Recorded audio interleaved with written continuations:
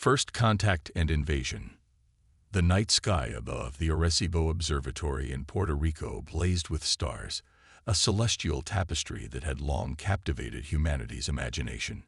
Dr. Elena Rodriguez sat at her console, her eyes fixed on the steady stream of data flowing across her screens. For years, she had scanned the cosmos for signs of extraterrestrial intelligence, hoping against hope that one day the silence would be broken. On July 7, 2045, that silence shattered. At first, it was nothing more than an anomaly, a blip in the usual cosmic static. But as Elena and her team analyzed the signal, their excitement grew. This was no random burst of radiation or distant pulsar. It was a pattern, complex and undeniably artificial. "We need to inform the ISC immediately," Elena said, her voice trembling with a mixture of excitement and trepidation. The International Space Coalition, formed a decade earlier to coordinate humanity's off-world efforts, had protocols in place for this very scenario. Within hours, observatories around the world confirmed the signal. Humanity held its collective breath as the news spread. We were not alone. The signal, originating from a star system just 40 light-years away, contained more than just proof of alien intelligence. Embedded within its complex harmonics was a message, an invitation. Captain Sarah Chen of the ISS Hawking, the first human-crewed interstellar vessel, received the news with a mix of awe and apprehension. "Looks like our shakedown cruise just got a lot more interesting," she murmured to her XO, Commander Dmitry Volkov. As Earth's governments debated the appropriate response, Dr. Aidan Foster, a brilliant xenobiologist, argued passionately for caution. "We know nothing about their biology, their culture, their intentions," he warned the UN Security Council. "We need to approach this with the utmost care." But the allure of first contact proved too strong. Within months, the ISS Hawking, loaded with Earth's brightest minds and most advanced technology, set course for the alien star system. The journey took just over a year, thanks to the ship's experimental faster-than-light drive. As they approached their destination, a sense of nervous anticipation filled the crew. They had trained for this moment, but nothing could truly prepare them for what lay ahead. The alien world loomed before them, a blue-green jewel orbiting a golden sun. As they entered orbit, the ship's sensors detected structures on the surface, cities, perhaps, or vast industrial complexes. "This is Captain Sarah Chen of the Earth ship Hawking," Sarah broadcast, her voice steady despite the gravity of the moment. "We come in peace, seeking friendship and knowledge." For several tense minutes, there was no response. Then, suddenly, their screens lit up with a dazzling display of colors and shapes. It took their AI several minutes to decipher the alien language, but the message was clear. "Welcome, Earthborn. Descend and meet us." As the Hawking entered the planet's atmosphere, Dr. Foster's unease grew. "Something doesn't feel right," he muttered, studying the readings from the ship's sensors. "These atmospheric compositions, the energy signatures, they're not consistent with what we saw from orbit." Before he could voice his concerns further, a blinding light engulfed the ship.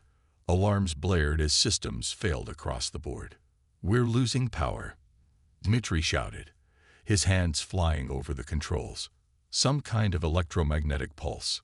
Sarah gripped her chair as the ship plummeted towards the alien world's surface. "All hands, brace for impact." The Hawking crashed in a remote area, its hull breached but miraculously intact enough to preserve the lives of most of its crew. As they stumbled from the wreckage, they found themselves surrounded by towering, insectoid creatures, their exoskeletons gleaming in the alien sunlight. One of the aliens stepped forward, its mandibles clicking in what might have been amusement or hunger. A mechanical voice emanated from a device on its thorax. "Welcome, Earthborn. Your arrival marks the beginning of a new era, for us." Sarah's hand instinctively went to her sidearm, but she knew it would be useless against these beings. "We came in peace," she said, her voice hard. "Why have you done this?" The alien's compound eyes glittered. "Peace. There is no peace in the galaxy, only survival. Your world will make a fine new colony for our ever-expanding empire." As the full horror of their situation dawned on the crew, ships appeared in the sky above, thousands of them, descending towards Earth. The invasion had begun. Back on Earth, Elena Rodriguez watched in horror as the first alien ships breached the atmosphere. The signal that had once filled her with wonder now seemed like a cruel joke, a lure to trap an unsuspecting species. Military forces worldwide scrambled to respond, but Earth's weapons seemed pitiful against the advanced technology of the invaders. Cities fell in hours, their defenses crumbling under relentless assault. In Washington, D.C., the remnants of the world's governments convened an emergency session. General Marcus Blackwood, his face grim, addressed the assembly. "Ladies and gentlemen, we are at war. A war for the very survival of our species." As chaos engulfed the planet, small pockets of resistance began to form. In the ruins of London, a group of soldiers and civilians, led by Royal Marine Thomas Hardwick, mounted guerrilla attacks against the alien patrols. In the mountains of Chile, Dr. Isabella Vega worked tirelessly to understand the invaders' biology, searching for any weakness that could be exploited. And somewhere in the vast expanse between stars, the surviving crew of the Hawking fought to stay alive and find a way home, carrying with them knowledge that could be the key to humanity's survival. As the first day of the war drew to a close, billions huddled in fear, watching the skies and wondering if this was humanity's final chapter. But in labs, in hidden bunkers, and in the hearts of those who refused to give up hope, the seeds of resistance were already taking root. The war for Earth had only just begun, and humanity would not go quietly into the night. Humanity on the brink. 6 months into the war, Earth was a changed world. The once bustling cities now stood as hollow shells, their skylines broken by the twisted wreckage of alien ships and toppled skyscrapers. The invaders, whom humanity had come to call the Swarm, controlled most of the planet's surface, herding the surviving humans into vast labor camps. In the depths of the Rocky Mountains, inside a repurposed Cold War bunker, General Marcus Blackwood surveyed a holographic map of Earth, the red zones of alien control far outweighing the flickering blue dots of human resistance. His weathered face bore the strain of sleepless nights and impossible decisions. "Report," he barked as Dr. Aidan Foster entered the room, looking equally haggard. Foster ran a hand through his unkempt hair. "We've made a breakthrough, sir. The Swarm's exoskeletons, they're not just armor. They're symbiotic organisms, essential to their survival in our atmosphere." Blackwood's eyes narrowed. "A weakness. Potentially," Foster nodded. "If we can disrupt the symbiosis, we might be able to incapacitate them without resorting to overwhelming firepower we don't have." For the first time in months, a glimmer of hope appeared in the general's eyes. "Get to work on a delivery system. I want options on my desk in 48 hours. As Foster left, Blackwood turned his attention to an incoming transmission. The face of Captain Sarah Chen flickered to life on the screen, her once pristine uniform now tattered and stained. "General," she said, her voice distorted by interference, "we've managed to salvage key components from the Hawking. Dr. Emerson thinks she can replicate some of the Swarm's FTL tech." "Good work, Captain," Blackwood replied. "But what's your status? Can you make it back to Earth?" Sarah's expression darkened. "Negative, sir. We're stuck on one of their mining outposts. But we've made contact with other enslaved species. The Swarm has been doing this for millennia, General. We're not their first victims, and we won't be their last unless we stop them." The transmission cut out abruptly, leaving Blackwood staring at a blank screen. He clenched his fists, the weight of humanity's fate heavy on his shoulders. Meanwhile, in the ruins of Paris, resistance fighter Marie Dupont crouched in the shadow of the fallen Eiffel Tower, watching a Swarm patrol move through the deserted streets. Her team had been tracking their movements for weeks, looking for patterns, weaknesses. "Ready?" she whispered to her second-in-command, Ahmed. He nodded, hefting a makeshift electromagnetic pulse generator. It wasn't much, but it was enough to temporarily stun the smaller swarm drones. Marie raised her hand, counting down silently. 3, 2, 1. The EMP burst forth, catching the patrol off guard. In the ensuing chaos, Marie and her team struck, their salvaged alien weapons cutting through the swarm's ranks. As the last drone fell, Marie quickly accessed its neural interface, downloading whatever data she could before its systems shut down completely. Every bit of intelligence was crucial. "We've got 5 minutes before reinforcements arrive," Ond warned, keeping watch. Marie nodded, her fingers flying over the alien console. "Almost there. Got it." She disconnected, tucking the data crystal into a secure pocket. "Let's move." As they melted back into the ruins of the city, Marie couldn't help but feel a sense of grim satisfaction.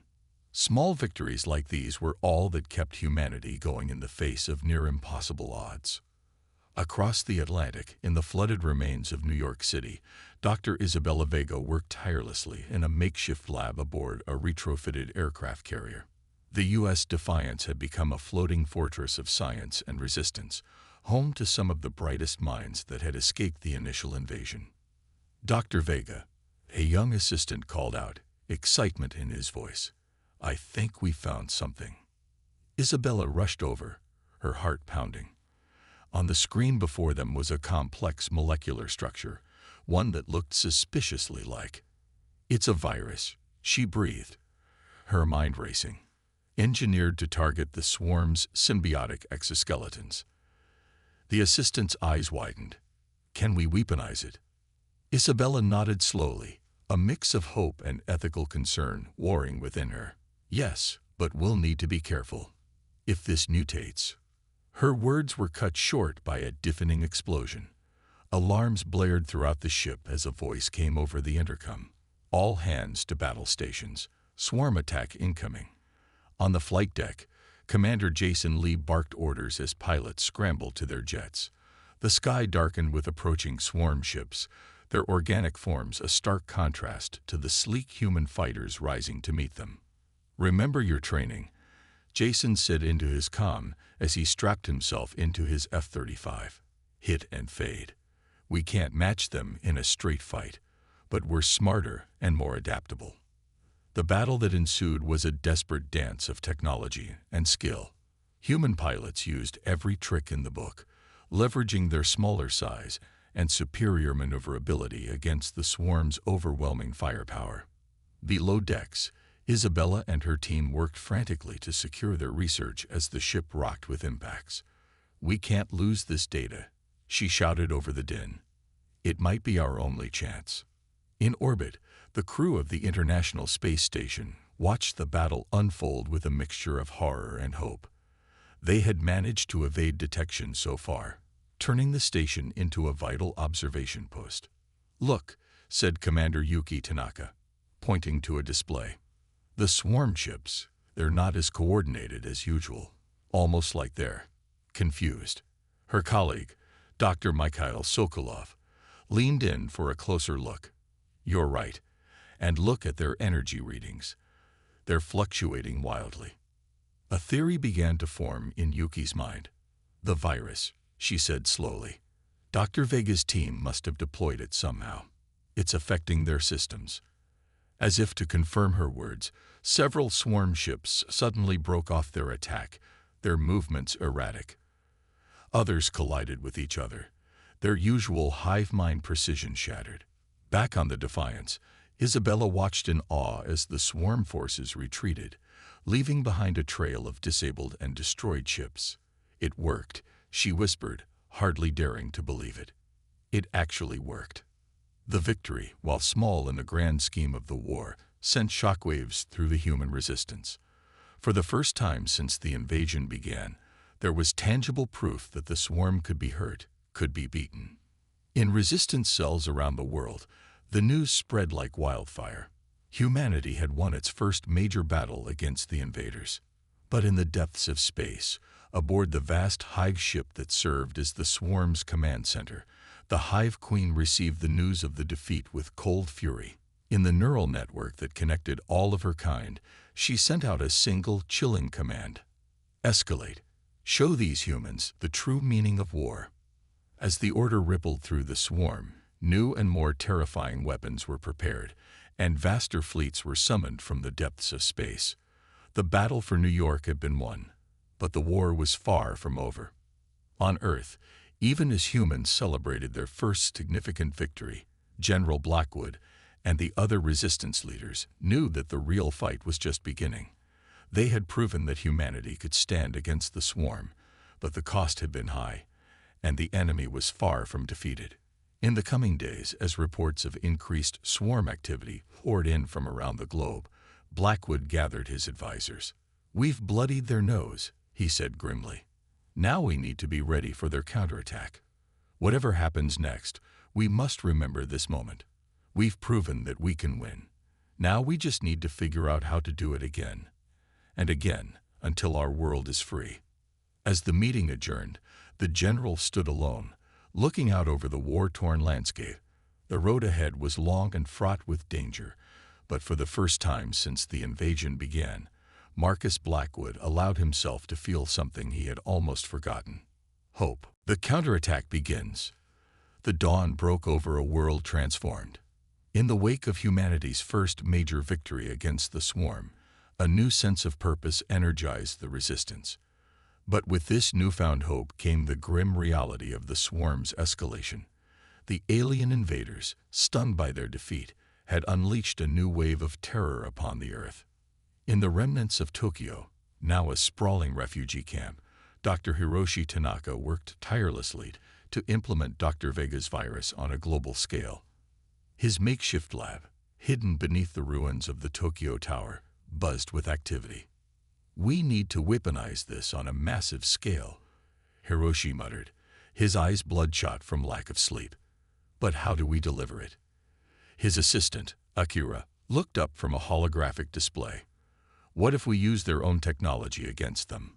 The swarm's atmospheric processors." Hiroshi's eyes widened. "Of course, if we can introduce the virus into their terraforming systems, we could potentially infect their entire force in one stroke." As they worked, the ground shook with distant explosions. The swarm's counterattack had begun in earnest, their new weapons laying waste to vast swaths of land.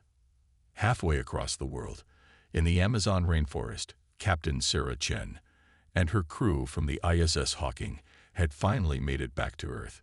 Their stolen swarm shuttle, battered and barely functional, touched down in a clearing. Sarah emerged, her face gaunt but determined. "All right, people. We've got vital intel and tech. We need to get it to Blackwood ASAP." Her XO, Dmitry Volkov, scanned the dense foliage. "Captain, we're picking up some strange readings. It's like the forest is alive with energy." Before Sarah could respond, they were surrounded by figures emerging from the undergrowth. To their surprise, these weren't swarm drones, but humans, or at least they had once been human. Now they were something more, their bodies seamlessly integrated with the forest around them. A woman stepped forward, vines and leaves seemed to grow from her very skin. "I am Arya," she said, her voice carrying an otherworldly resonance. "We are the Guardians. We've been expecting you." Sarah's hand hovered near her weapon. What are you?" Arya smiled, a sad, knowing expression. "We are humanity's adaptation. When the swarm came, some of us found a different way to fight back. We've merged with the biosphere, using Earth itself as our weapon and shield." The revelation stunned Sarah and her crew. As Arya led them to a hidden base deep within the rainforest, she explained how they had used a combination of nanotechnology and genetic engineering to bond with the planet's ecosystem. "We can sense the swarm's movements, disrupt their communications," Arya explained. "But we lack the firepower to truly strike back. That's where you come in." In the base, a marvel of organic technology, Sarah shared the intel they had gathered from the swarm's outpost. The Guardians' leaders, their bodies pulsing with bioluminescent patterns, listened intently. "This changes everything," one of them said. With this knowledge of their neural network, combined with our connection to the Earth's biosphere, we might be able to launch a coordinated global counterattack. As plans were drawn up, Sarah couldn't help but marvel at the resilience and adaptability of her species. In the face of annihilation, humanity had not only survived but evolved. Meanwhile, in the skies above North America, a desperate air battle raged. Commander Jason Lee led a squadron of advanced fighters, a mix of retrofitted human jets and reverse-engineered swarm craft. "Bandit on your 6, Hawk 3, Jason called out, his voice tense as he maneuvered his craft in a tight loop. "I can't shake him," came the panicked reply. Jason gritted his teeth. "Hold on, I'm coming in hot." He dove, unleashing a barrage of hybrid weaponry, human missiles loaded with Vega's virus. The swarm fighter erupted in a ball of fire, its organic components withering as the virus took hold. But for every swarm ship they brought down, 2 more seemed to take its place. The sky was thick with combat, streaks of energy weapons crisscrossing with missile contrails. "We can't keep this up forever," Jason's second-in-command, Lieutenant Maria Gonzalez, said over the comm. "We need a game-changer, and fast." As if in answer to her words, a massive tremor shook the earth below. The ground split open, and from the chasm rose enormous, plant-like structures, the work of Area and the Guardians. These organic defense towers began firing salvos of biological projectiles, each loaded with Vega's virus. The swarm ships, caught off guard by this new threat, found themselves under attack from above and below. "Would you look at that?" Jason breathed, a grin spreading across his face. "Looks like Mother Nature's joined the fight." The tide of the battle began to turn. The swarm's formations broke apart as more and more of their ships succumbed to the virus. For the first time, the alien invaders were on the defensive.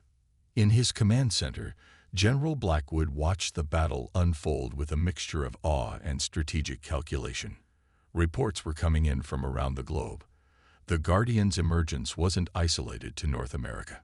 Similar organic structures had appeared on every continent, coordinating their attacks with military precision.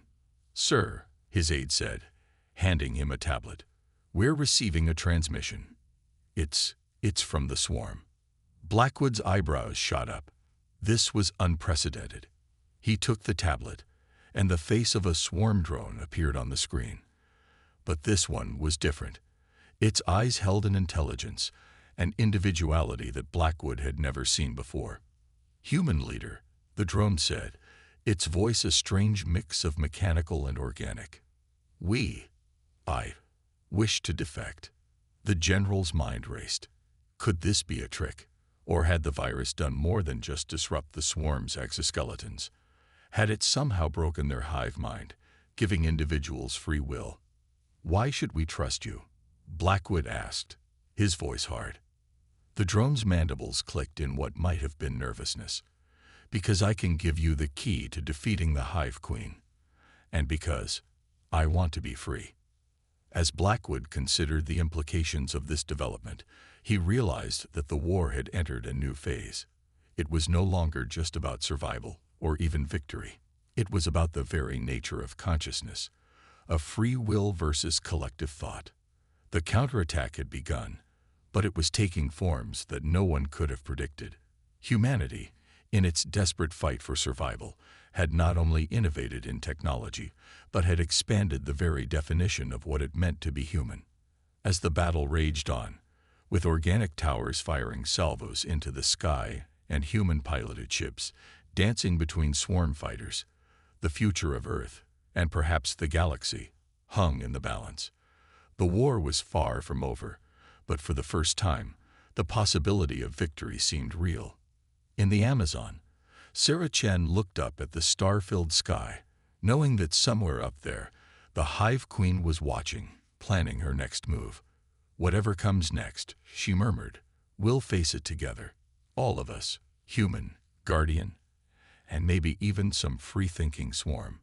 The counterattack had begun, and with it, the next chapter in humanity's greatest struggle was about to unfold.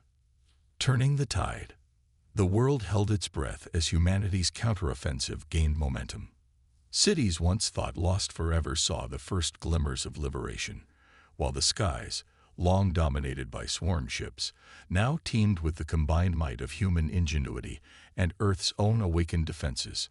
In the heart of what was once Silicon Valley, Dr. Aidan Foster stood before a hastily assembled team of the world's brightest minds. The room, a repurposed underground bunker, hummed with the energy of dozens of servers and holographic displays. "Ladies and gentlemen," Foster began, his voice carrying the weight of their monumental task, "we stand at a crossroads. Thanks to our swarm defector, we now have unprecedented access to their neural network. Our challenge is to turn this access into a decisive advantage." He gestured to a complex 3D model floating in the center of the room. "This is a representation of the swarm's hive mind. It's vastly more complex than we initially thought. It's not just a system of control, but a collective consciousness evolving in real time." Dr. Yuki Tanaka, recently evacuated from the International Space Station, leaned forward. "Are you suggesting we could potentially communicate with this consciousness?" Foster nodded gravely. "More than that. I believe we can influence it. Imagine if we could introduce ideas of individuality, of free will, directly into the hive mind." The room erupted in excited chatter. The implications were staggering, not just a military victory, but a fundamental change in the nature of their enemy. As the team got to work, Foster couldn't help but feel a mix of exhilaration and dread. They were tampering with the very essence of an alien species. The ethical implications were enormous, but so was the potential to end the war.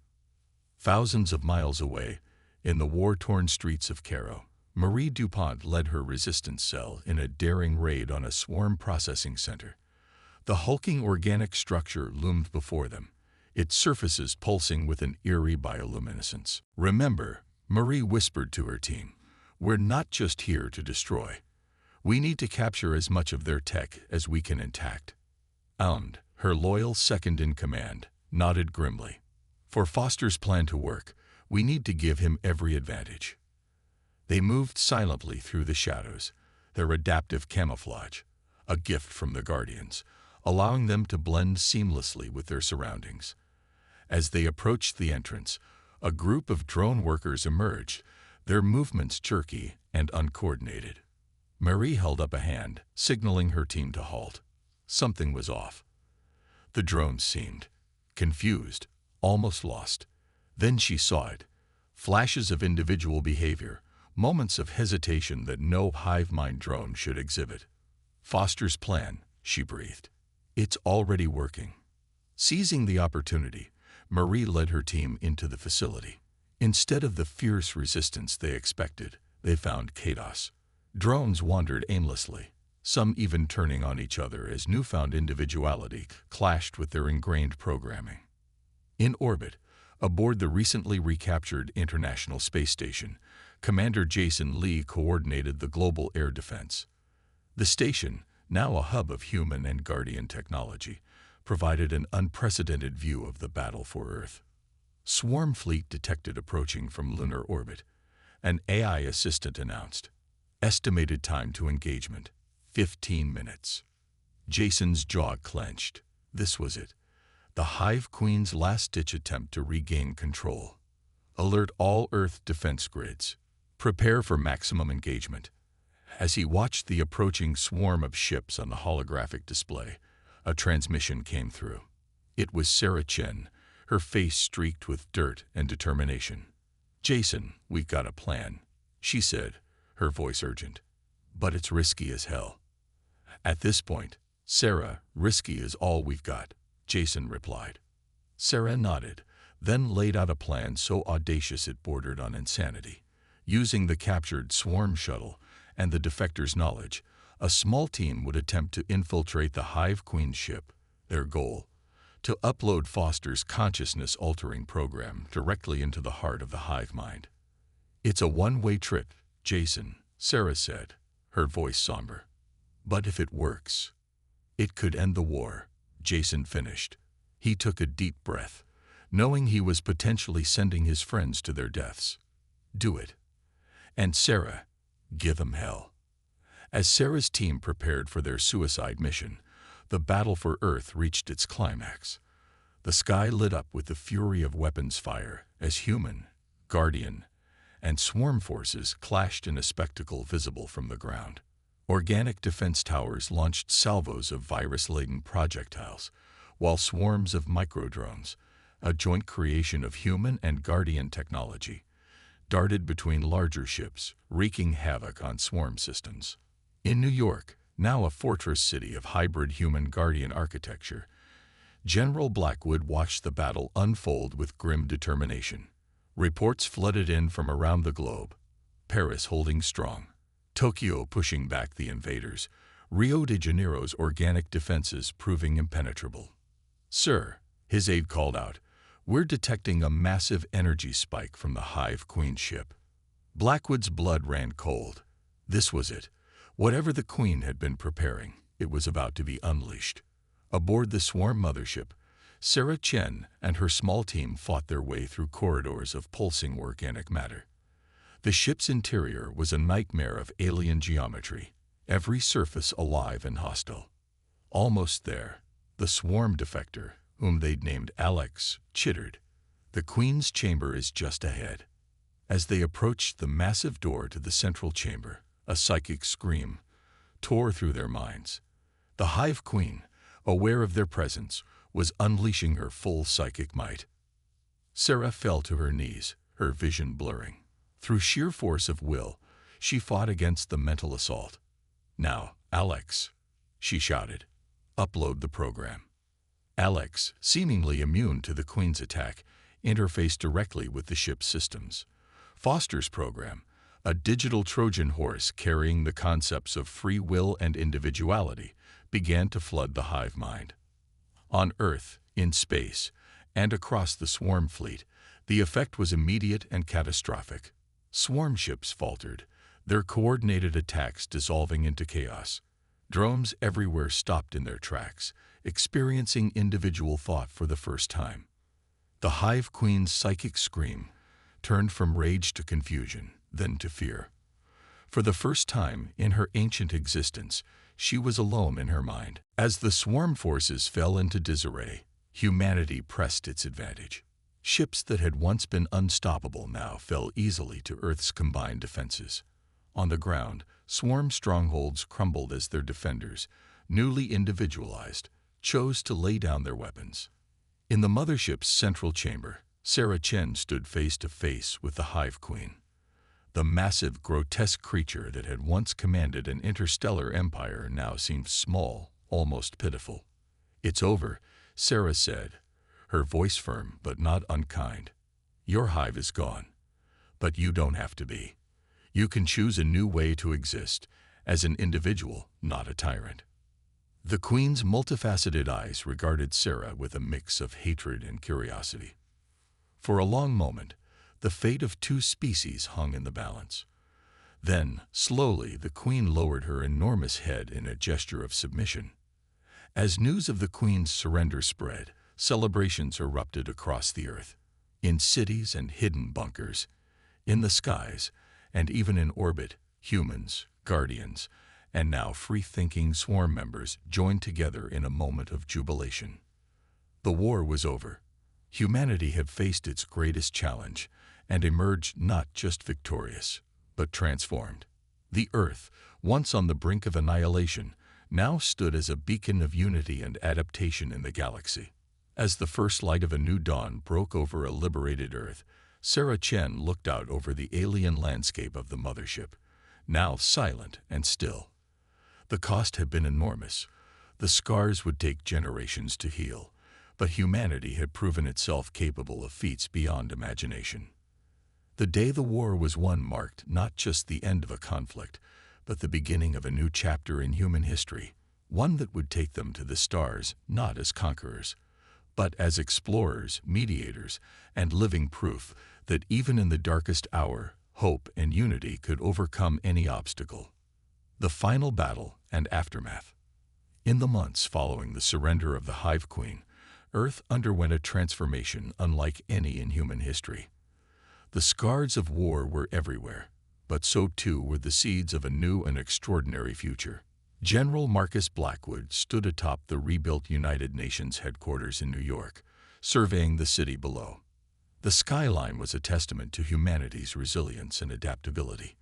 Gleaming skyscrapers of human design stood alongside organic structures grown by the Guardians, while repurposed swarm technology hummed with newfound purpose. "Quite a view, isn't it?" Dr. Aidan Foster said, joining him on the observation deck. Blackwood nodded, a rare smile crossing his weathered face. "Sometimes I still can't believe we made it." Foster's expression turned somber. "We paid a heavy price, but we've gained so much too." Indeed, the cost of victory had been staggering. Billions had perished in the initial invasion and the long war that followed. Entire ecosystems had been irrevocably altered. Yet from the ashes of the old world, something new and unprecedented had emerged. In the streets below, humans walked alongside former swarm drones, now free-thinking individuals struggling to find their place in a world of choice and consequence. Guardians, their bodies a hybrid of human and plant, worked to heal the environmental damage wrought by the war. Inside the UN building, a historic session was underway. Representatives from every nation on Earth, alongside delegates from the Guardians and the newly formed Swarm Collective, gathered to ratify the Terran Accords, a new framework for governance in a post-invasion world. Captain Sarah Chen, now hailed as one of the heroes of the war, addressed the assembly. "We stand here today, not just as survivors, but as pioneers on the brink of a new era. The war forced us to evolve, to adapt in ways we never thought possible. Now we must use that same spirit of innovation and cooperation to build a future worthy of those we lost." Her words were met with thunderous applause. The Terran Accords proposed a radical reimagining of human society, integrating the best aspects of each group. The Guardians' deep connection to the Earth's biosphere would inform new environmental policies. The technological insights gained from the swarm would revolutionize everything from medicine to space travel, and humanity's adaptability and individual spirit would drive it all forward. But not everyone was celebrating. In hidden enclaves around the world, groups of humans resistant to change plotted to maintain the old order. They saw the integration of alien species and technology as a threat to human purity and independence. Mary DuPont, her skills honed by years of resistance fighting, now led a task force dedicated to rooting out these reactionary elements. "We didn't win this war just to let fear and bigotry tear us apart," she told her team as they prepared for another operation. In orbit, the International Space Station had become a hub of interspecies scientific cooperation. Commander Jason Lee, now overseeing a crew of humans, Guardians, and former swarm drones, marveled at the progress they were making. "We've mapped out potential colonies in our solar system," he reported to Earth during a video conference. "With the swarm's FTL technology and our combined knowledge, we could be establishing outposts on other worlds within a decade." The prospects were both exciting and daunting. Humanity was poised to take its first real steps into the cosmos, not as conquerors, but as part of a diverse coalition of species. On the fringes of the solar system, automated probes detected faint signals, evidence of other alien civilizations watching Earth's resurrection with a mixture of awe and trepidation. The galaxy was taking notice of the species that had not only survived the swarm but had turned their invaders into allies. Back on Earth, in a secluded laboratory, Dr. Isabella Vega worked tirelessly on her most ambitious project yet. The virus that had been key to defeating the swarm had opened up new frontiers in biotechnology. Now she sought to use that knowledge to heal the wounds inflicted on both the planet and its inhabitants. "Imagine," she told her team, excitement gleaming in her eyes, "a symbiosis not just between humans and the Earth, but between all sentient species. A way to share knowledge, experiences, even emotions, across the barriers of biology." Her work promised to blur the lines between human, Guardian, and former swarm in ways that were both thrilling and controversial. It raised profound questions about the nature of consciousness and identity, questions that philosophers and ethicists would grapple with for generations to come. As the first anniversary of the war's end approached, preparations were made for a global day of remembrance and celebration. In every city, town, and village around the world, people gathered to honor the fallen and look to the future. In London's Trafalgar Square, a monument was unveiled, a towering sculpture of intertwined human, guardian, and swarm forms reaching towards the sky. Its plaque read, "United in adversity, boundless in potential." As night fell, a spectacular light show illuminated the skies worldwide. Swarm ships, once harbingers of destruction, now danced in intricate patterns alongside human aircraft and organic guardian constructs. It was a display of unity and hope that could be seen from orbit, watching from the moon base that now served as humanity's jumping-off point to the stars. Sarah Chen felt a profound sense of awe. The Earth, scared but healing, shone like a beacon against the vastness of space. "We did it," Dmitry Volkov, her faithful XO, said softly beside her. "We saved our world." Sarah nodded, her eyes fixed on the pale blue dot that was their home. "We did more than that, Dmitry. We opened the door to a future none of us could have imagined." As they stood there, on the cusp of a new age of exploration and discovery, Sarah couldn't help but think of all they had endured to reach this point. The sacrifices, the losses, the moments of despair and triumph, all of it had led to this. The war had been won, but the true victory lay in what came after.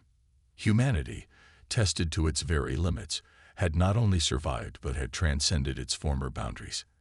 In facing extinction, they had found a well of strength, adaptability, and compassion deeper than anyone could have imagined. As the Earth continued its eternal dance around the sun, it carried with it a species forever changed. No longer just human, but something more. A civilization born of resilience, forged in the fires of an interstellar war, now ready to take its place among the stars. The day the war was won had become the day a new chapter in the story of life in the universe began. And as humanity looked to the infinite expanse of space, they did so not with fear or aggression, but with hope, unity, and an unshakable belief in the power of adaptation and cooperation. The future, vast and unknown, beckoned, and Earth, in all its newfound diversity and strength, was ready to answer its call.